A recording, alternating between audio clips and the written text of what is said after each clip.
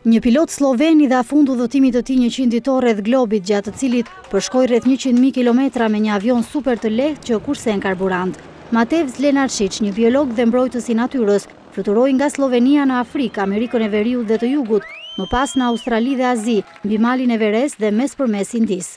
Avioni super i lehtë prodhim sloven Virus SV914 me peshë 290 kg mund të fluturojë për rreth 4.000 km me 348 litra karburant.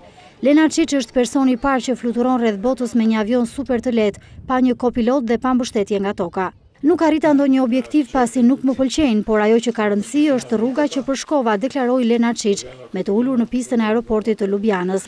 Gjatë udhëtimit ai përshkoi 7 kontinente, 60 vende, mbi 1.000 parqe kombëtare, përshkoi 3 oqeane dhe Antarktidën. Do t'ishte më mirë të mos ekzistonin kufit. Kufit nuk mund i shihni nga ajri. Ato janë vetëm në mendje tona, tha piloti 52 vjeçar.